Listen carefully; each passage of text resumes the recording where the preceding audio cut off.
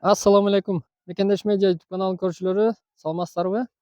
Бүгүн мен сиздерге адаттан темадан сырткары малина тууралуу кичине видео тартам.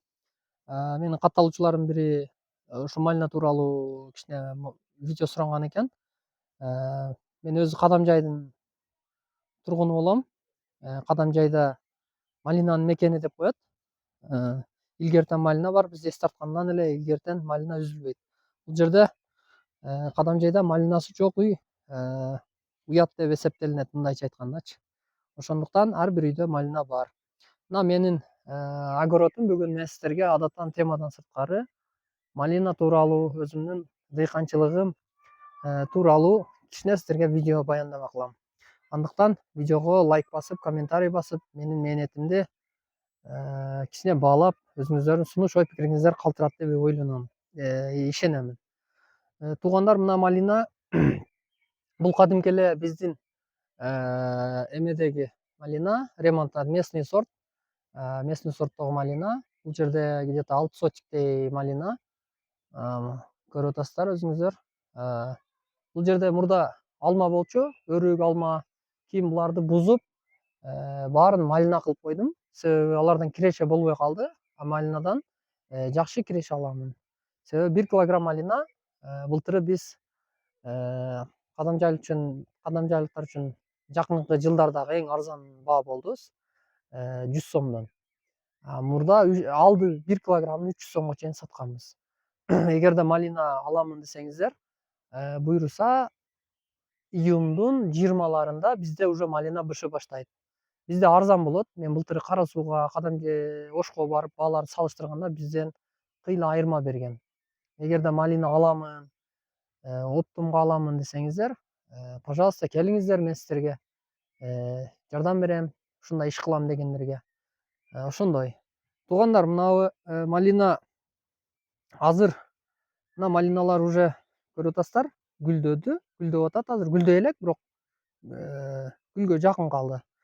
Бул малина эң кирешелүү эмелерге катарына кирет. Бунун плюс жактары аябай көп. Плюс жактары кандай десем, мисалы үчүн муну сатканыңыздарда сиздер майда дебейсиздер, ирик дебейсиздер. Мисалы үчүн кийде салмага окшоп курт жеди деген ушундай нерселер болбойт да бул жердечи. Негизгиси бунун талабы жер жакшы болуш керек. Анан сууду өтө жакшы көрөт. Бул суу деле болсо бул пыша берет. Анан мынтип мен ар ким ар кандай кылат, жыгачтан кылышат, бетондон кылышат. Мен мындай казыктарны жыгачасыга чыдап эле ушундай профилден, түркөтөр профилден бетондоп отургузуп чыкканмын. Бул мээнетти мындай эме кылат, убактыңызды үнөмдөйт. Себеби жылда эле мен башкалардыкын көрөм, жыгачтардан кылышып коет дагы, анан сынып кетет, башка болот, чирийт дегендей. Мен муну кылганмын уже 6-7 жыл болду, 10 жылга жакындап калды, билбейм, эсимде деле жок качан кылганым. Бирок ушундай жакшы турат. Бул жакта азыр балам малиналарга көң салып атат. Кээде өзүм дагы жардамдашам. Ушинтип малиналар карап атабыз. Азыр малинанын эң көпчүлүгү билбегендери айтып коеюн. Малинанын астынан чыккандагы эмелери, туугандар, мындай астынан чыкат. Бул жазгы чыккан, жаңы оодасы. Бул жаңы мына быйыл жазда 2025 чыккан. Уже ушунча деңгээлге жетти.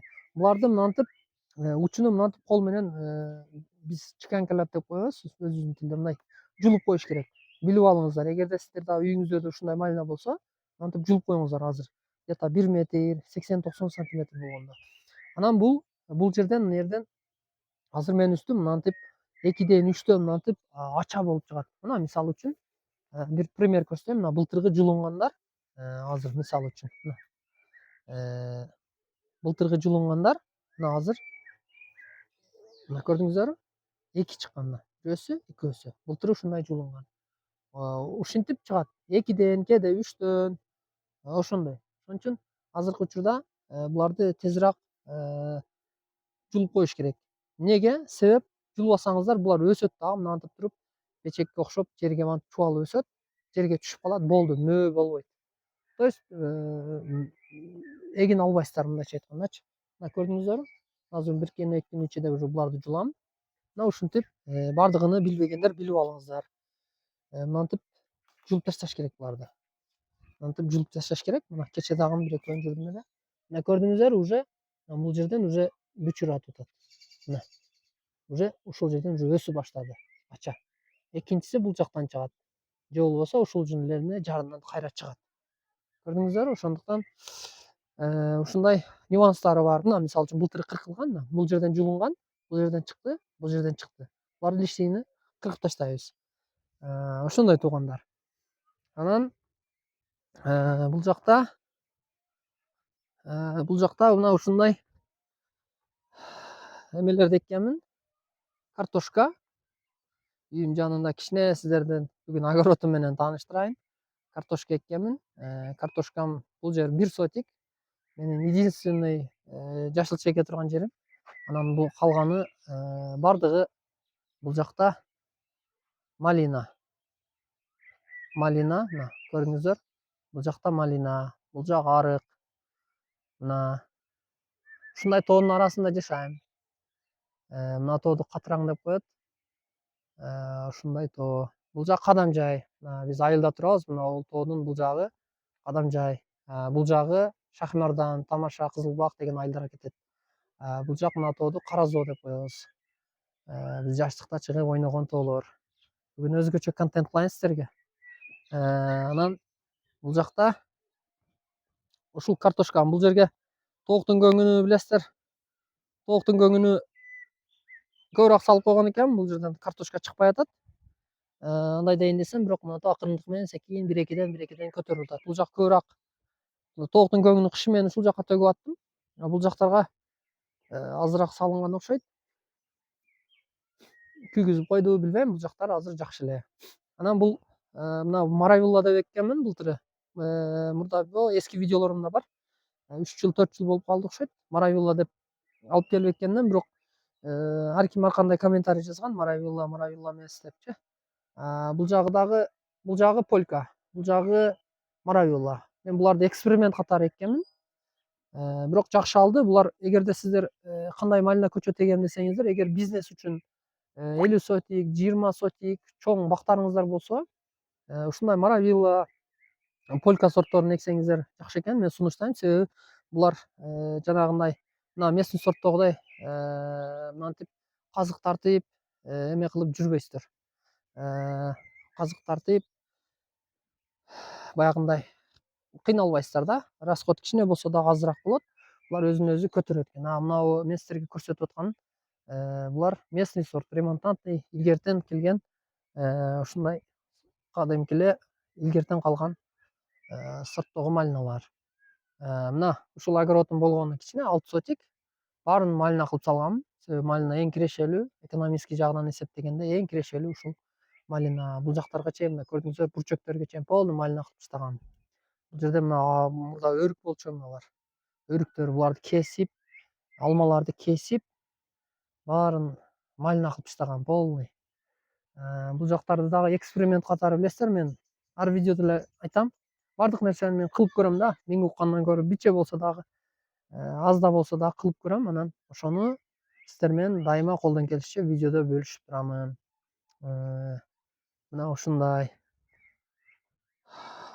Кыскасы ушундай туугандар. Ушул огородум. Анан өзүм гүлгө кызыгам.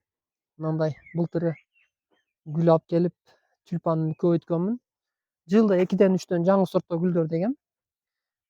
Бул тюльпандарым азыр гүлдөп бүттү. Быйыл лаванда, штамбовый роза, дагы бирдеме атын эстен чыгарып койдум.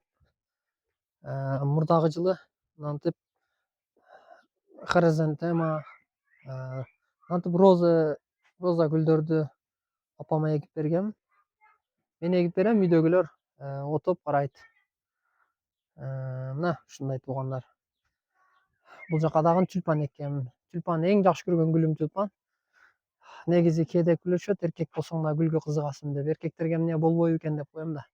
Эркектер кызыкканы наоборот жакшы. Анан мен мындай арыктын бойлорун үнөмдөп, бул жагын бүт эле, кийин буюрса бетондоп, бул жагга да гүл кылам. Атайын муну апама гүл эгип бергенмин. Өзүм эме кыламын. Өзүм каралашам. Мына тюльпандарым бар гүлдөп бүттү. Мына азыркы сиздерге айтып аткан лаванда. Буну дагы эгип көрөйүн дедим. Кандай болот экен? Күзүндө гүлдөйт деди. Бул жерде нарцистер бар эди, сары гүл, сарысыдан. Алар гүлдөп бүттү. Булар глобус. Розовый цвет менен ак цвет глобус гүлдөрү. Мынау гиластар буларды эми эксперимент кылып бизде кандай өсөт деген ойдо экенмин. Полукарлик, лапинс менен скина деген сорттогу. Мен жакшы ушунун тилин таба албай атам, бирок өсүштөрү жакшы. Анан бул жагыбыз уже тоо, жар. Уже бул жагы дагы бир камный кетет. Дальше уже тоо. Бул жагы арык. Анан туугандар, мына көрүп атасыздар, бул жерде арыктагы азыр эми тазалоо сууду ташташты мына. Арыктан чыккан балчыкты туугандар мен бул жака удобрение катары колдоном. Сиздер дагы ушул лайфхак. Мына бул жерде көрүп атасыздар, мына көрдүңүздөр, кесек. Бүт арыктан чыккан ушул бул аябай көңдөн да күчтүү болот. Ушуну колдонуңуздар. Көчөттөрдүн астына, гүлдөрдүн астына, малинанын астына да колдоном, мен бардык жерге колдоном. Бул аябай көп жерде чыгарып ташташат мындай эме катары. Бул сонун эме, бул практикадан өткөн. Мен мисалы бир практиканы айтайын. Мына бул жер мурда оорум болчу. Оорум таштак, ушундай сары тупурак. Илгери ушу тамеки эгилип ушундай оорум таш төгүлгөн экен да, анан бул жактарыны эмне кылабыз деп анан ушул жерден чыккан мына жер полный дөң эди. Дөң ушу арыктан чыккан көп жылдан бери, 20 жыл, 30 жылдан бери чогулуп калган тупурактарды бул жерге салып, ушул жерде ошол топурак менен жер кылганмын туугандар. Ошондуктан сиздерде арыктан чыккан чыла деп коебуз эми ал жерде ар кандай ылайыка. Ушуларды ушул жерге салып, анан көң салып, ошентип азыр жер болуп калды. Топурак да натуральный. Айрыкча адыр жердегилер ушуну салсаңыздар, адыр жердегилер, сары тупурак жерлер, адыр жердегилер, ошолорго жакшы болот. Мына ушундай туугандар, жагын мынтип пескоблоктон кылып гүлзар кылып койгом. Бул жер жөн турбасын деп, үстү гилас, астыга мындай гүлдөрдүн 3-4 түрүнү дагы эгип, мынтип жакшына кылып, местаны эконом кылып эккенмин. Анан бул жакта жаңгак бар, чоң. Муну да кесиш керек. Бул малиналарга мешать этип атат. Бул жагы тоо, буюрса бул жакта дагы бул жерде аз маз эмелер бар. Бул жерге дагы келечекте жакшы курулуштарды кылабыз. Бул жер мына ушундай тоо дарасында ушинтип ташты, бул ташты дагы атайын эме кылган эмесмин. Атайын пескоблок менен жаппадым, себеби бул жерге бирдемени ойлоп жүрөм. Жакшы бир дизайн чыгарам, необычный депчи, бул таш естественный калсын деп атайын ушуну калтырып койгом. Анан дагы эмнени айтам сиздерге? Ошол туугандар. Мына мосту дагы, көпүрөнү дагы өзүм жасаганмын. Кызыгып, өзүм негизи сварщикмин. Анан ушундай нерселерди кээде желание болгондо жасаганмын. Анан бул жак өзүңүздөр билгендей, өзүңүздөр көргөндөй, менин сүйүктүү, сиздер дайыма пайда алып көргөн тооканам. Мына тооканам. Билесиздер, көргөнсүздөр, азыр кеч кирди. Бул жакта чөжөлөрүм турат. Бул жакта дагы тоокторум бар. Ал фазандарым кечеги видеодо көрсөткөндөй. Буларым тууп атат. Буюрса буларды дагы көбөйтөбүз. Жаратылышка кое беребиз, жаратылышка дагы кам көрөбүз, гумандуу болобуз дегендей. Мына бул жакта тоджондорум. Мына туугандар, мына тоокка ушунчалык кызыгам, мына тооканам, мына бул жагы дагы тоокана асты. Бул жагы да, бул жакта адлер турат. Бул жакта тоджондорум турат. Бул жакта дагы бир семейка тоджондорум турат. Астыда адлер бар, лигорум бар. Бул жагыда фазандарым бар. То есть местам жок. Местам чоң болгондо мен мындан да чоң кылмакмын. Бирок тилекке каршы ушундай местам аз болгондугуна байланыштуу келечекте бу жерди дагы агыл кылып, бул жагыбыз тоо. Ушундай тоо дараста жашайм. Ушундай туугандар. Бизде ушундай кандай десем, биздин үй бүлөлүк эмебиз. Азыр асты жагы дагы кичине видеосъемка кылам, астында дагы эмелер бар. Малиналар бар, ошолун дагы бир аз көрсөтөм сиздерге. Бул жак гиластар. Үйүбүздүн асты жагы. Бул жактагы малина. Бизде бүт эле малина. Полный малина. Бул жактагы малина, тиги жактагы малина. Мына бул сіздерге қызықтырған тема десем болот. Бұл жазғы жожокана. Буларга эми жожо салалы же тоок салып коем. Муну жылдырып коем баягы көк майданга. Чөптөрдү жей берет, чыгарбайм эшикке. Ошонун ичинде эле тоокананы, жожокананы жылдырып коем. Ушундай кичине кылып жасап койгом. Мына ушундай туугандар булар. Кошуналар үй дагы мен силерге сөзүмчүн болуш үчүн. Мына кошуналар дагы бүт малина. Бизде жалаң полный малина кылат. Малина. Тиги жакта кошуналарда да малина бар. Тиги жакта да малина бар.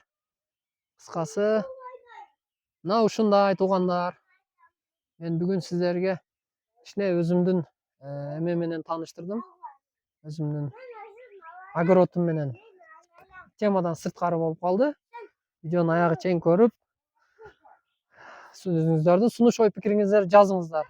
Мээнет кылса бардык нерсе болот туугандар. Ошондуктан мээнет кылыңыздар, аракет кылыңыздар. Адам кылган нерсени адам кылат дейт. Качан кылам, кандай кылам деп жүрө бербестен аракет кылыш керек. Бардык нерсе аракеттен. Мына ушундай туугандар. Кийинки видеолордо көрүшкөнчө саламатта калыңыздар. Сунуш ой пикириңиздерди күтөм. Бул жакта биздин телеушка, телефон, антенна бүт, Билайн бардык эмелер Мегаком ушул жака станцияга коюлат. Кошумча дагы былтыр бизге мурдагы жылы бул жерге дагы коюп койгон. Мына ушундай туугандар. Буюрса гилястарды дарылайбыз. Дагы дыйканчылык тоокто эле карай бербей, мамлекеттик иште иштеймин өзүм дагы. Анан ушундай огород менен дагы кошумча тирилик кылабыз. Сиздер жериңиздер кеңири болсо, сиздер дагы мээнет кылыңыздар. Элибиз өнүксүн, өссүн, байысын дегендей. Мына ушундай туугандар. Кийинки видеолордо көрүшкөнчө саламатта калыңыздар. Сунуш ой пикир, комментарий, лайк сөзсүз түрдө күтөм сиздерден.